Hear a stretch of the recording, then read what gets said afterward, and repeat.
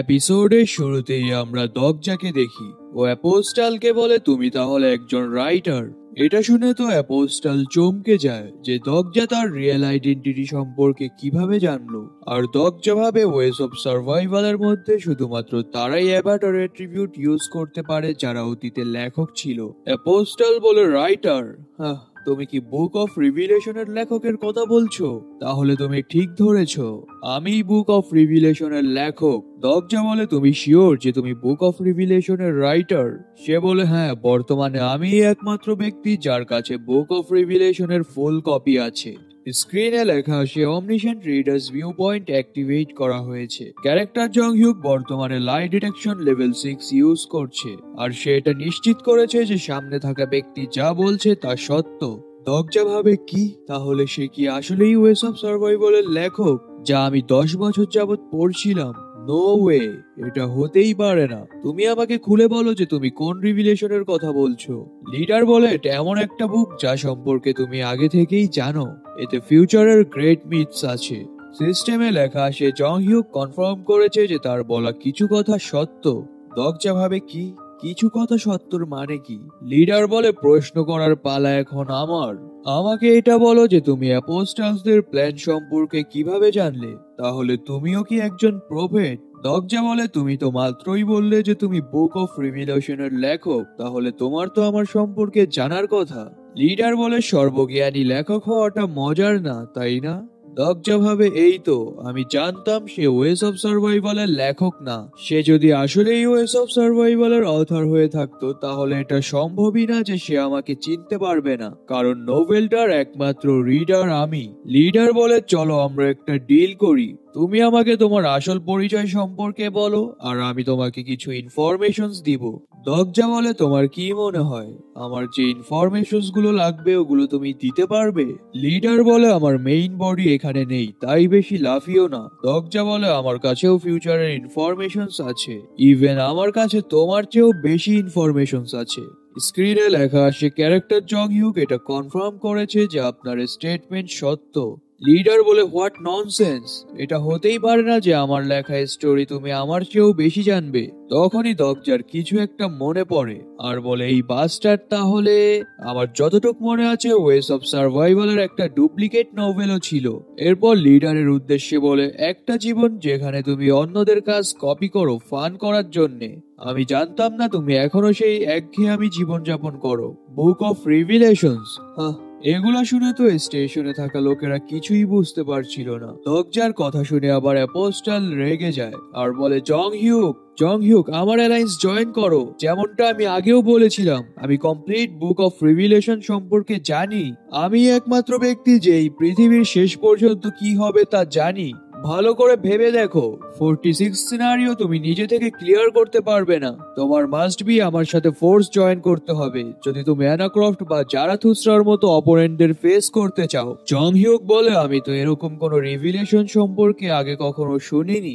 অ্যাপোস্টাল বলে, তুমি কি আমার অ্যাট্রিবিউটস দেখতে পাচ্ছ না? আমি লাস্ট যে সবকিছু জানে। স্ক্রিনে লেখা আসে, ক্যারেক্টার জং হিউক সে যাই লেভেল 8 অ্যাক্টিভেট করেছে। দগজাও তার skill omniscient reader viewpoint activate করে, কিন্তু অতিমাত্রায় ক্লান্তির কারণে তা অফ হয়ে যায়। লিডার বলে, এই বাস্টারটাকে মেরে ফেলো। তুমি তো জানোই এই লোকটা যে ডেঞ্জারাস। সে শুধু তোমার ছদ্মবেশই নেয়নি, সাথে ফিউচারের পার্টস গুলোকেও এলোমেলো করেছে। দগজা ওর দিকে রেগে তাকায় আর মনে মনে গালি দেয়। অ্যাপোস্টাল বলে, জং হিউক আমার সাথে হাত মিলাও, আমি তোমাকে বিট্রাই করব না। জং হিউক বলে, একজন প্রফেট আরেকজন রিভিলেটর, এটা বলেই সামনে আগাতে থাকে আর অ্যাপোস্টালের ওপর পা রেখে বলে, তুমি যদি আসলেই ফিউচার সম্পর্কে জানো তাহলে আমি তোমাকে একটা প্রশ্ন করছি। এটা বলেই দগজার দিকে তলোয়ার তাক করে। এটা দেখে সাথে সাথেই হিউনের টেম্পার হাই হয়ে যায় আর সে রেগে তলোয়ার বের করতে নেয়। জং হিউক অ্যাপোস্টালের উদ্দেশ্যে বলে, আমার প্রশ্ন হলো, তুমি যদি আসলেই একজন রিভিলেটর হয়ে থাকো তাহলে বলো তো দেখি আমি এখন এই লোকটাকে মেরে ফেলবো কিনা। লিডার বলে, অফকোর্স তুমি এই বাস্টার্ডকে এখনই মেরে ফেলবে। এরপর আমরা। ওর কথা শেষ হওয়ার আগেই জং হিউক তার মাথা পিষে ফেলে আর বলে, ওর গলাটা বেশ বড়। দগজা ভাবে, কি জং হিউক আমাকে ছেড়ে দিল? জং হিউক দগজার দিকে তাকায়। মানে এমন ভাবে তাকায় মনে হচ্ছে সে গল্পের হিরোইন, আর কিছু না বলে পিছনে ঘুরে অ্যাটিটিউড মেরে সামনে আগাতে থাকে। দরজা বলে, হেই, তুমি কোথায় যাচ্ছ? তুমি জিহিকে পিছনে ফেলে এভাবে যেতে পারো না। জং হিউক বলে, যেহেতু ফিউচার চেঞ্জ হয়ে গেছে তাহলে আমাকে আমার প্ল্যানস গুলো পরিবর্তন করতে হবে। দরজা বলে, তুমি যেহেতু এটা করতেই যাচ্ছ তাহলে আমরা সবাই একসাথে যাই, আমি তোমাকে সাহায্য করতে পারবো। জং হিউক বলে, আমি অলরেডি তোমাকে না মেরে আমার ঋণ পরিশোধ করে ফেলেছি, আর তোমার ওপর আমার আরেকটা ফেভার হলো তোমার কাছ থেকে চুংমোরোর ফ্ল্যাগটা না নেওয়া। দরজা বলে, তুমি কোনোভাবেই এই স্টেশন থেকে বের হতে পারবে না যতক্ষণ না পর্যন্ত আমি তোমাকে এক্সপেল করছি। তুমি কি পানিশমেন্ট নিতে চাচ্ছ নাকি? এটা শুনে জং হিউক তার শাইনিং শট বের করতে নেয়, আর দরজা ভেজা বেড়ালের মতো পিছু সরে যায় আর বলে, আমি তোমার প্ল্যান সম্পর্কে জানি। তুমি জঙ্গু স্টেশনে যাচ্ছ ফ্ল্যাগ ক্যাপচারিং সিনারিওতে অংশ নিতে, আর তোমার লক্ষ্য রুলার্স পাথ ক্লিয়ার করে ব্ল্যাক ফ্ল্যাগ অবটেইন করা। আমি তোমাকে সাহায্য করতে পারবো। জং হিউক বলে, এখনই তোমার হাত থেকে ফ্ল্যাগটা ছিনিয়ে নেওয়া আমার জন্য আরো সহজ হবে। দরজা বলে, তাহলে চেষ্টা করেই দেখো না, দেখা যাক তোমার শট বেশি ফাস্ট নাকি আমার জবান। এটা শুনে জং হিউক শট বের করতে নেয়, আর দরজা বলে, তোমার যুগ্ম স্টেশনে যাওয়া লাগবে না, এর পরিবর্তে তুমি নর্থ ডিরেকশনে যাও। আমি তোমাকে দেখাবো যে কিভাবে টাইরান্ট কিং এর ফ্ল্যাগ এবং তার টেরিটরি তোমার হয়ে যাবে। জং হিউক বলে, তার জন্য আমি একাই যথেষ্ট। দরজা বলে, কিন্তু আমাদের হাতে সময় মাত্র 48 ঘন্টা আছে ফোর্থ সিনারিও ক্লিয়ার করার জন্য। তোমার কি মনে হয় তুমি কি মাত্র 48 ঘন্টার মধ্যে বেস্টা স্টেশন দখল করে ব্ল্যাক ফ্ল্যাগ অবটেইন করতে পারবে? আর এমনিতেও তো তোমার একটা রিজনও আছে নর্থে যাওয়ার। আমাকে এটা বলো না যে এই রিগ্রেশনে তুমি তোমার পরিবারকে অ্যাবান্ডন করছো। এটা শুনে জং হিউক রেগে বলে, বাস্টার্ডের বাচ্চা। দরজা বলে, শান্ত হও জং হিউক, আমি এই কথাগুলো ভালো উদ্দেশ্যে বলেছি, আমি আসলেই তোমার সাহায্য করতে চাই। জং হিউক বলে, এই পৃথিবীতে এখন ভালো উদ্দেশ্য নেই, এর বদলে তুমি কি চাও আমাকে সোজা সাপটা বলো। দরজা বলে, আমি শুধু একটা জিনিসই জানতে চাই, যেই লোকটাকে তুমি একটু আগে পিষে ফেললে তার অ্যাট্রিবিউটস কি ছিল? আমি এটা জানি যে সে এমন একজন যে লাস্ট গেট অফ হয়েছে, কিন্তু তার দ্বিতীয় অ্যাট্রিবিউটটা কি ছিল? সিন শিফট হয়, আমরা দরজাকে দেখি ওর সামনে মিনসব ও সংকক ঝুঁকেছিল। সে তাদেরকে বলে, অ্যাসাসিনস ক্রিড ইনফিনাইট রিগ্রেসর নামের কি কোনো নোভেলের কথা তোমাদের মনে আছে? সংকক হাত তুলে বলে, হ্যাঁ, আমি তো এই নোভেলটা পড়েছি, এটা তো ওই নোভেলটাই যেটা র্যাঙ্কিংস এর টপ 1-এ ছিল। মিনসব বলে, আমি তো ভুলেই গিয়েছিলাম, কিন্তু এখন আবার মনে পড়লো। দরজা বলে, ফার্স্ট অ্যাপোস্টালটা সেই নোভেলের লেখক ছিল, আর কিছু সময় পরই সে যেসব রিভিলেশন জানতো তার রং হয়ে যাবে। মিনসব বলে, আপনি এই সমস্ত কিছু কিভাবে জানেন? দরজা বলে, আমি কিভাবে জানি ওটা গুরুত্বপূর্ণ না, এখন গুরুত্বপূর্ণ হলো আমি কিছু একটা করতে যাচ্ছি যেখানে তোমাদের দুজনকে লাগবে। তাহলে আর মাত্র 45 ঘন্টা বাকি ফোর্থ সিনারিও শেষ হতে। যদি আমি টাইরান্ট রুলারের সাথে সরাসরি ফাইটে যাই তাহলে তাকে হারানোটা সম্ভব হবে না। তো এখন থেকে আমরা রিভিলেশনের কিছু অংশ ছড়িয়ে তাদের ইনফরমেশন গুলোতে ক্র্যাক ফেলতে যাচ্ছি। সংকক বলে, কিন্তু কিভাবে?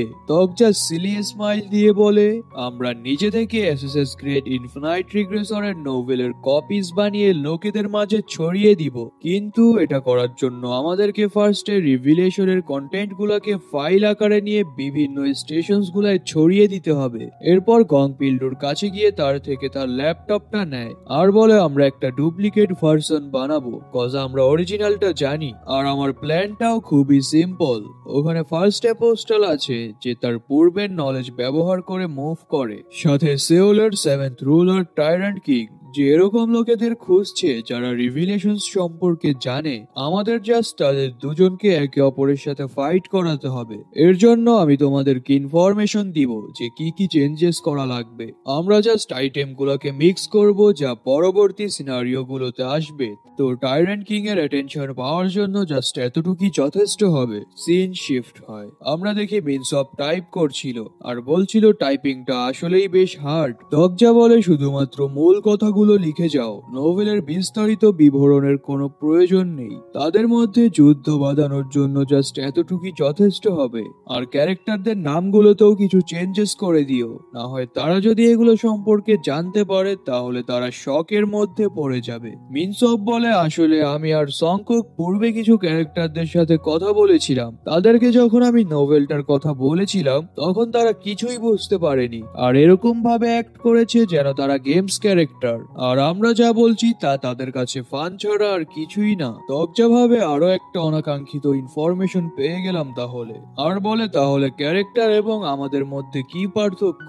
সংকুক বলে, আমরা আসল মানুষ আর তারা শুধুমাত্র ক্যারেক্টার্স যারা নোভেলের মধ্য থেকে এসেছে। দরজা বলে, এর মানে তো তাহলে শুরুর সিনারিও থেকেই কাল্পনিক জগৎ আর আমাদের বাস্তব জগতের মাঝে একটা লাইন তৈরি হয়ে গেছে। আর আমার সামনে যারা আছে তারাও কি রিয়েল পিপলস নাকি ক্যারেক্টার্স? যদিও কিছুদিন আগে ক্যারেক্টার লিস্ট স্কিল আপডেট হয়েছে, এতে এখন রিয়েল পিপলসরাও ক্যারেক্টার লিস্টে অ্যাড হচ্ছে। দরজা আবার সাংহার অ্যাট্রিবিউটস দেখার চেষ্টা করে, কিন্তু স্ক্রিনে লেখা সে সামনে থাকা ব্যক্তির ইনফরমেশন ক্যারেক্টার লিস্টে রেজিস্ট্রেটেড নেই, কিন্তু বর্তমানে তার সম্পর্কে ইনফরমেশন গ্যাদার করা হচ্ছে। মিনসব আবার বলে, রিপ্রেজেন্টেটিভ স্যার, লেখা কমপ্লিট। দরজা ল্যাপটপটা হাতে নিয়ে বলে, এই নোভেলটা যদি আগে পাবলিশড হতো তাহলে আমি শিওর এটা ফ্লপড হয়ে যেত, কিন্তু এখন এসব কোনো ম্যাটার করে না। চলো তাহলে ইনফরমেশন লিক করা শুরু করা যাক। আমাদের কাছে যথেষ্ট সময় আছে ইনফরমেশন লিক করার, আর এই বিষয়টা দংহুন দেখে নিবে। মিনসব বলে, কিন্তু সব স্টেশনে তো ইন্টারনেট কানেকশন নেই, তাদের কাছে কিভাবে পৌঁছবে? দরজা বলে, এখানে কেউ একজন আছে যে আমাদের এই বিষয়টাতে হেল্প করবে। আমরা কাং লিহুনকে দেখি, যে বলছিল আমি রোমার এক্সপার্ট, এই বিষয়টা আমার উপর ছেড়ে দিন। স্ক্রিনে লেখা আসে, ক্যারেক্টার কাং লিহুন আপনাকে ট্রাস্ট করে। ক্যারেক্টার কাং লিহুন সম্পর্কে আপনার ধারণা বৃদ্ধি পেয়েছে। সিনারিও শেষ হতে আর মাত্র 44 আওয়ার্স বাকি। দরজা সবার উদ্দেশ্যে বলে, এই যাত্রা মোটেও সহজ হবে না। যদি আমরা পরবর্তী 40 ঘন্টার মধ্যে চাংসিন স্টেশন দখল না করতে পারি তাহলে আমরা সকলেই মারা পড়ব। ইউন বলে, এবার আমাদের অপোনেন্ট কে হবে তাহলে? দরজা বলে, তার নাম টাইরেন্ট রুলার, আর সে সেওলের 7 জন রুলারের মধ্যে একজন, যার আন্ডারে নর্থের সবচেয়ে বড় টেরিটরি আছে। তুমি যদি প্রিটি বা হ্যান্ডসাম হও তাহলে সে তোমাকে কৃতদাস বানিয়ে নিবে, আর যদি তুমি আগলি বা কুৎসিত হও তাহলে তোমাকে হয়তো মেরে ফেলা হবে, না হয় গোলাম বানিয়ে নেওয়া হবে। ইউন বলে, তাহলে তো যদি আপনি ধরা পড়েন তাহলে আপনি কৃতদাস বনে যাবেন। দরজা বলে, আমার আগে তুমি নিজের কথা ভাবো। ইউন বলে, আমি মোটেও কৃতদাস হতে চাই না, চলেন না আমরা গিয়ে তাকে মেরে ফেলি। দরজা বলে, এটা সম্ভব না, কারণ তার সাপোর্টিং কনস্টেলেশন খুবই পাওয়ারফুল। আমাদের কাছে জাস্ট দুটো অপশন আছে, এক হলো তার ফ্ল্যাগটা ক্যাপচার করা, আর দ্বিতীয়টা হলো তার হোম বেস দবং স্টেশন দখল করা। আর আমরা এখন গোয়াংমুন স্টেশনে যাব। ইউন বলে, ওখানে কেন? আমরা কি তার সাথে হেড অন হেড ফাইট করব না? দরজা বলে, না, কস্তার গ্রুপ গোয়াংমন স্টেশনে আসবে, কারণ আমি কিছু ইনফরমেশনস লিক করেছি। হঠাৎ দরজার সামনে সিস্টেম স্ক্রিনস ওপেন হতে থাকে। ওখানে লেখা ছিল, আপনি একটি আইটেম প্লেস করেছিলেন, তা বিক্রি হয়ে গেছে। এরকম লেখা একটার পর একটা মেসেজ আসতেই থাকে। এগুলা দেখে দরজা ভাবে, যতটা ভেবেছিলাম বিষয়গুলো তার চেয়েও ফাস্ট হচ্ছে। তখনই টোকাবিও আবার অবাক হয়ে দরজাকে মেসেজ দেয় আর বলে, তোমার অ্যাট্রিবিউট কি সুইন্ডলার নাকি? দরজা বলে, কনস্টেলেশনসদের রেসপন্স কেমন? ডোকাবি বলে, তারা তো খুবই excited, cause filtering and restrictions এ থাকা কন্টেন্ট গুলো তারা দেখতে পাচ্ছে। দরজা ভাবে, এজন্যই তো আমি রিভিলেশনটা এক্সচেঞ্জ শপে দিয়েছি, যাতে কেউ এরকমটা না ভাবতে পারে যে রিভিলেশনটা ফেক। ডোকাবি বলে, কিন্তু কনস্টেলেশনরা তো এটা কিনে তাদের ইনকার্টেশনদের গিফট হিসেবে দিচ্ছে, এতে তুমি যদি ইনফরমেশন গুলাকে কন্টিনিউয়াসলি লিক করো তাহলে তোমার জন্য কি এটা ডিসঅ্যাডভান্টেজ হবে না? দরজা বলে, মোটেও না, এগুলো সেল করায় তো আমার আরো লাভ হয়েছে, কজ এর কারণে আমি ভরপুর মাত্রায় কয়েন্স পাচ্ছি। স্ক্রিনে লেখা আসে, এসএসএস গ্রেড ইনফিনাইট রিগ্রেসরের 16 কপিস বিক্রি হয়েছে, আপনি 16,000 কয়েন্স পেয়েছেন। আর দরজা ভাবে, আমি যতটা ভেবেছিলাম এগুলো তার চেয়েও ফাস্ট বিক্রি হয়ে গেছে। এরপর সবার উদ্দেশ্যে বলে, থাকো তাহলে তোমরা, আমি ঘুমাতে যাচ্ছি। ইউন বলে, ঘুমাতে যাচ্ছেন? কিন্তু কোথায়? দরজা মুখ বন্ধ করে একটা হাসি দেয় আর ফ্লোরেই শুয়ে পড়ে। এটা দেখে তো হিউন জাস্ট বোবা হয়ে তার কাণ্ড দেখতে থাকে, আর সাংহা দরজার কষ্ট দেখে তার গায়ে একটা চাদর দিয়ে দেয়। আর দরজা ভাবে আমি যতটা জানি অমনিসেন্ট রিডার্স ভিউ পয়েন্ট সম্পর্কে, এটা 3টা স্টেজে ডিভাইডেড। ফার্স্ট লেভেলে আমি ক্যারেক্টারদের ইমোশনস, ফিলিংস এন্ড মোটিভস বুঝতে পারি। সেকেন্ড স্টেজে আমি ক্যারেক্টারদের মনের ভাব জানতে পারি যে তারা কি ভাবছে। আর থার্ড স্টেজ যেখানে আমি ক্যারেক্টারের আশেপাশে কি হচ্ছে সবকিছুই তার বডির ভেতর থেকে ফিল করতে পারি। সিন টাইরেন্ট রুলারের দবং স্টেশনে শিফট হয়। আমরা কাংলিহুনের আওয়াজ শুনি। সে বলে, রিপ্রেজেন্টেটিভ স্যার, আপনি কি আমার কথা শুনতে পাচ্ছেন? দরজা ভাবে স্টেজ 3 অ্যাক্টিভেট করার 2টা শর্ত আছে। ফার্স্ট হলো আমাকে অসচেতন বা গভীর ঘুমে আচ্ছন্ন থাকতে হবে, আর সেকেন্ড কন্ডিশন হলো আমি যেই ক্যারেক্টারের বডিতে যাব তার এবং আমার দুজনের সম্পর্কে ভাবতে হবে। লিহুন বলে তারা শীঘ্রই এখান থেকে মুভ করতে যাচ্ছে, কিন্তু আপনি কি আমার কথাগুলো শুনতে পাচ্ছেন? আমরা টাইরেন্ট রুলারকে দেখি। সে বলছিল নতুন কোনো আপডেট এসেছে নাকি। লোকেরা বলছিল না, আমরা শিওর এই ইনফরমেশনটা 100% অ্যাকুরেট, কেননা এই তথ্যগুলো কয়েন্সের বিনিময়ে ক্রয় করা হয়েছে। টাইরেন্ট বলে, ইনফরমেশন গুলো কে লিক করলো? লোকেরা বলে অ্যাপোস্টালদের মধ্যে কেউ একজন হবে হয়তো। আমরা রিভিলেশনে থাকা কিছু কন্টেন্টস চেক করেছি, ওখানে থাকা সবই সত্য। টাইরেন্ট কিং রেগে তার হাতে থাকা ব্রেডটা পিষে ফেলে আর বলে, আমার বাহিনী রেডি করো, আমরা গোয়াংমন স্টেশন দখল করতে যাচ্ছি, আর এটা শিওর করতে হবে যাতে আমাদের আগে অন্য কেউ তা দখল না করতে পারে। দরজা ভাবে, ঠিক আছে তাহলে টাইরেন্ট কিং অ্যাকশনে যাচ্ছে, এখন আমার অন্য পাশটা দেখতে হবে। এটা বলেই মনে মনে মিনসব সংকুক বলতে থাকে। সিন শিফট হয়। আমরা একটা ডিস্ট্রয়েড সিটি দেখি। এরপর মিনসবের আওয়াজ শুনি। সে বলছিল, রিপ্রেজেন্টেটিভ স্যার, ওই লোকটা ওখানে। আমরা সামনে একটা ব্ল্যাক হুডি পরা লোককে দেখি। তাকে দেখে দরজা ভাবে আমি শিওর যে সেই ফার্স্ট অ্যাপোস্টাল হবে। আর থার্ড রিগ্রেশনের বেশিরভাগ ইনফরমেশন গুলোই গোয়াংমন স্টেশনে ছড়িয়ে ছিটিয়ে আছে। মিনসব বলে, এখন শুধুমাত্র তারাই সমস্যা নয়, সাথে অন্যান্য স্টেশনের রুলাররাও আছে, যেমন ইয়োনদাং, ইয়োনসং এন্ড সেওনদং। দেখে তো মনে হচ্ছে তারা সবাই একই কারণে এসেছে। দরজা ভাবে ওসব কোনো ম্যাটার না, পরিস্থিতি আমাদের নিয়ন্ত্রণেই আছে। তখনই স্ক্রিনে লেখা আসে, আপনি ক্লান্ত হয়ে যাওয়ায় skill omniscient readers viewpoint stage 3 off করে দেওয়া হলো। সাথে সাথেই দরজার চোখ খুলে যায় আর বলে, ইস, গাটা বেশ ম্যাশ করছে। স্টেজ 3 ব্যবহার করাটা আসলেই খুব ক্লান্তিকর, কিন্তু এবার তো আমি কোন রকম রিওয়ার্ডস পেলাম না। আমি কি তাহলে শুধুমাত্র ফার্স্ট পারসন প্রোটাগনিস্টের ভিউ পয়েন্ট থেকেই রিওয়ার্ড পাবো? দরজাকে উঠতে দেখে হিউন বলে, ও আপনি উঠেছেন তাহলে? আপনি তো আবারও ঘুমের মধ্যে কথা বলছিলেন। দরজা বলে, আমি কি বলছিলাম ঘুমের মধ্যে? হিউন বলে, আপনি ঘুমের মধ্যে মাম এরকম বলছিলেন। দরজা বলে, কি?